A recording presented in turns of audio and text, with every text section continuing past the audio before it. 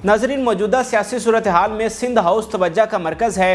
पहले दिन से जब PTI के मुनहरिफ अरकान सिंध हाउस में सामने आए थे तब से यह खबरों की ज़ीनत था, लेकिन अब सिंध हाउस एक बार फिर तवज्जो का मरकज़ बना हुआ है, क्योंकि अब की बार PTI के जो मज़ीद अरकान असम्बली हैं वो सिंध हाउस में अपोजिशन के साथ देखे गए हैं।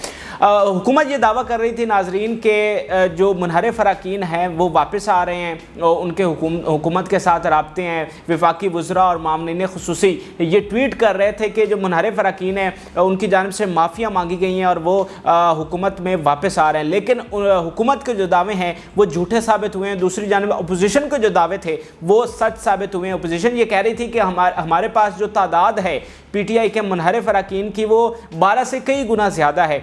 तो उनके दावे इस तरह सच साबित हुए हैं कि इन मुनहरिफ अरकान ने सिंध असम्बली में उनके साथ जाकर मुलाकातें की हैं। मीडिया पर उनकी फुटेजेस और तस्वीर सामने आई हैं और उनमें जो सबसे बड़ा नाम है जो इस वक्त सोशल मीडिया के ऊपर टॉप ट्रेंड बना हुआ है वो PTI के MNA डॉक्टर आमिर लियाकत हुसैन का है। डॉक्टर आमिर लियाकत हुसैन पिछले कई अरसे से PTI से नाराज़ थे, PTI की पॉलिसीज़ के ऊपर तनकीद कर रहे थे।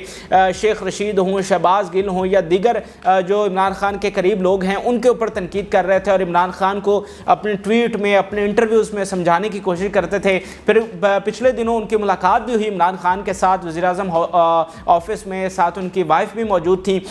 लेकिन जब वो बाहर आए तो उन्होंने कहा कि अभी वोट देने का फ़ैसला नहीं हुआ है। तो आज लगता है कि उन्होंने वोट देने का फ़ैसला कर लिया है कि वो किस साइड पर जा रहे हैं। तो डॉक्टर आमिर लियाकत उन मुनहरिफ अरकान में शामिल हैं जो सिंध हाउस पहुँचे और अपोजिशन के जो लीडर्स हैं शहबाज शरीफ और बिलावल भुट्टो, मौलाना फजलुर रहमान, उनके साथ जाकर मुलाकातें की हैं।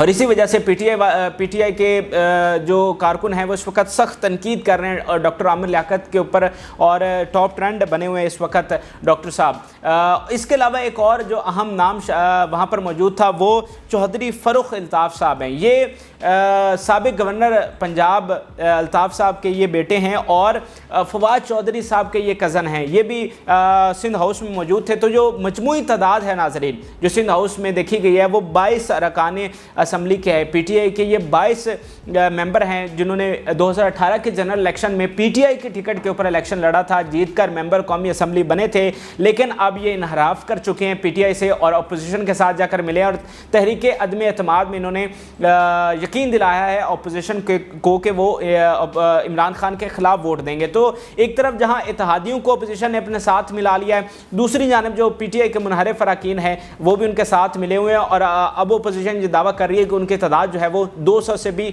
ऊपर हो चुके हैं। यानी मजमूई तादाद जो अपोजिशन की है मुनहरिफ अरकान को मिलाकर, इत्तेहादियों को मिलाकर वो 200 से भी क्रॉस कर चुकी है। इसके अलावा इन मुनहरिफ अरकान में रमेश कुमार, नवाब वसीम, नूर आलम खान, राजा रियाज वगैरह ये वो तमाम अरकान जो पहले दिन सिंध हाउस में देखे गए थे वो भी इस इजलास में मौजूद थे। अब नाजरीन मैं थोड़ा सा आपके साथ ये भी शेयर करना चाहता हूँ कि अपोजिशन की हिकमत अमली क्या है। एक तरफ अपोजिशन जो है वो इत्तेहादियों के भी साथ मिला रही है जब और PTI के जो मुनहरिफ अरकान हैं उनको भी साथ मिला रही है। तो इसकी वजह क्या है?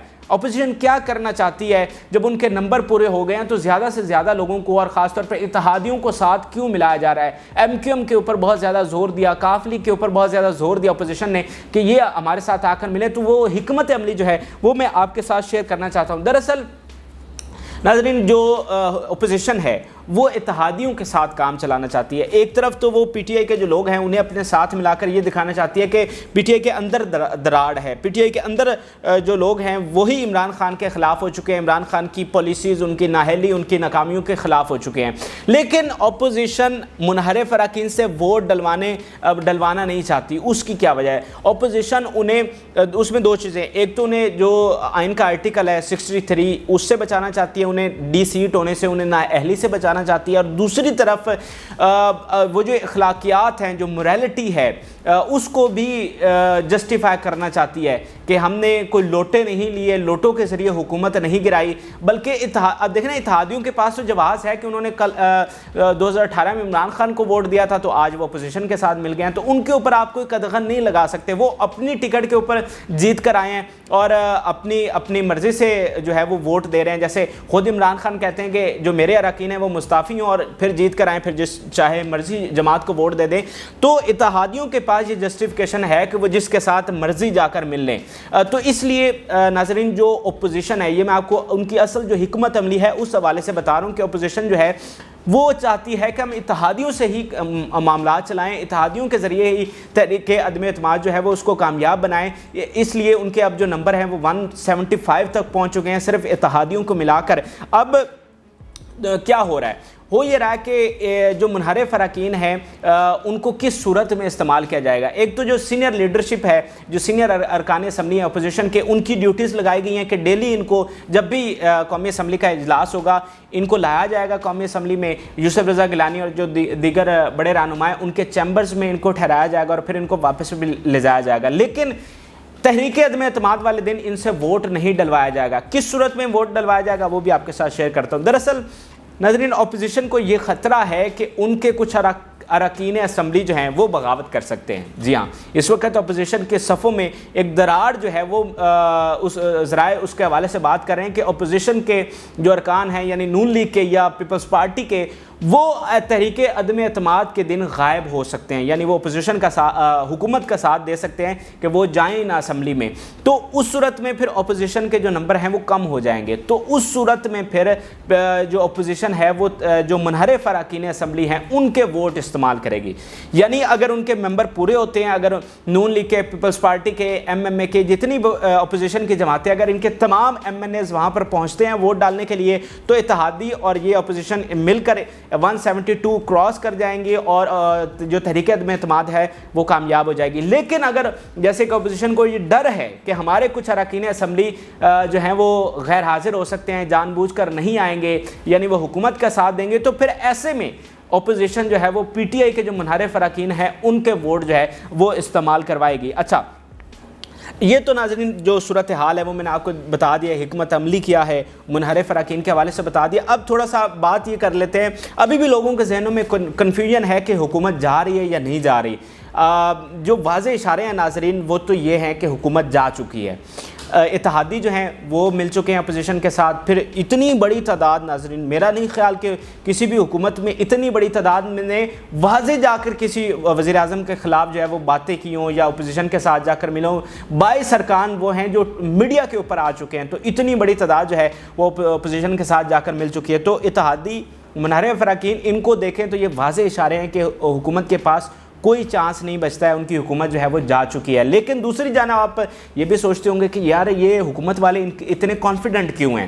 جب بھی بات ہوتی ہے کہ آپ استعفیٰ دیں گے وزیر اعظم یا نہیں دیں گے، اپوزیشن مطالبہ بھی کر رہی ہے تو وہ کہتے ہیں ہم استعفیٰ نہیں دیں گے۔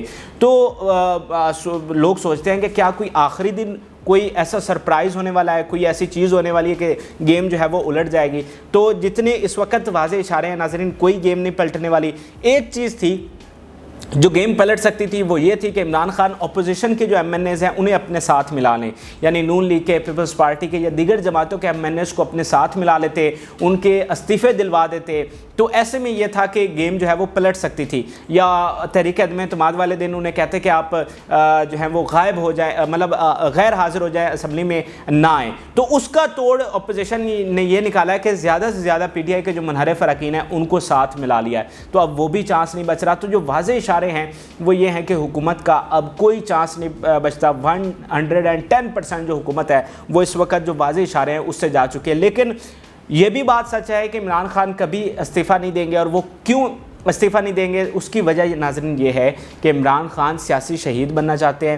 وہ چاہتے ہیں کہ ایٹ دی اینڈ ووٹنگ ہو اور ووٹنگ کے ذریعے ہی انہیں نکالا جائے، ایسا نہ ہو کہ وہ استعفیٰ دے دیں، اور جب ووٹنگ ہوگی انہیں ووٹنگ کے ذریعے وہاں سے نکالا جائے گا، وہ سیاسی شہید بنیں گے تو ان کا جو نیریٹو ہے، جو ان کا بیانیہ ہے وہ زیادہ مضبوط ہوگا۔ وہ جب کل کو الیکشنز میں جائیں گے، اپنے ووٹرز کے، سپورٹرز کے پاس جائیں گے، تو ان کا جو بیانیہ ہے وہ زیادہ مضبوط ہوگا کہ دیکھیں اب تو ملک بہتری کی ڈگر پر چل رہا تھا، اب تو ملک کے حالات بہتر ہو رہے تھے، ملک کی معیشت جو ہے وہ بہتر ہو رہی تھی، میں نے فلاں پروجیکٹس جو ہیں ان کا افتتاح کر چکا تھا، وہ آنے والے سالوں میں کمپلیٹ ہونے تھے، میں نے سیلریز بڑھانی تھی، میں نے یہ کرنا تھا، میں نے وہ کرنا تھا، لیکن مجھے جو ہے وہ پورا موقع نہیں دیا گیا، مجھے ٹائم نہیں دیا گیا۔ اس کے علاوہ پھر جو چور، ڈاکو، لٹیرے، کرپٹ، وہ والا جو سارا بیانیہ ہے، عالمی سازش والا جو بیانیہ ہے، اس کو